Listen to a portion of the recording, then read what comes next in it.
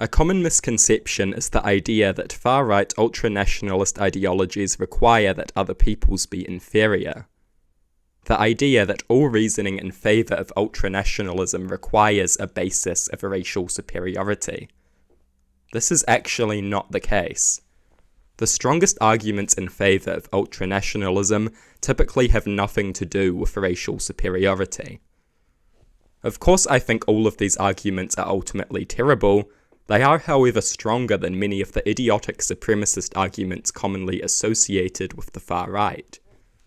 It is important that we know our enemies. We need to understand that their reasoning is diverse. We need to understand that the range of arguments that they employ is greater than a single idiotic supremacy argument. We need to understand that further reasoning is always necessary than mere appeals to superiority. Equality does not in of itself necessarily justify equal treatment. Inequality does not in of itself necessarily justify unequal treatment. It is a lot more complex than that. The most potent ultra-nationalist arguments that I have encountered often don't bother invoking supremacy at all. Instead, they rely on arguments characterized by the following features: realist-style historical narratives about the inevitability of amoral in-group versus out-group competition, incredibly pessimistic understandings of human nature, arguments for the inevitability and sometimes desirability of tribalism, and appeals to ethical egoism. These arguments have nothing to do with biological supremacy, and are much harder to contend with than biologically illiterate fools who have never heard of the concept of environmental influence. Having said that, one can contend with these arguments. One can crush these arguments.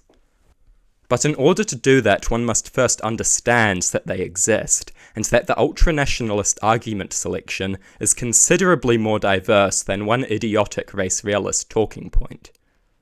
It is important to know your enemy. It is important to not exist under the false assumption that all ultra-nationalist philosophy is hinged on ideas of supremacy. Equality between people does not necessarily justify equal treatment. Inequality between people does not necessarily justify unequal treatment. Further reasoning is required. Things are far more complex than that.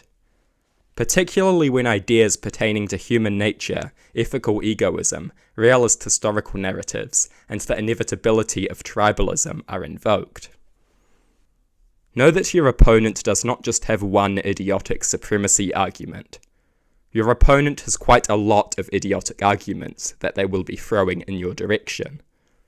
Some of those arguments, while still being idiotic, are far less idiotic than others. The people that we are contending with bring a great variety of arguments into the discourse.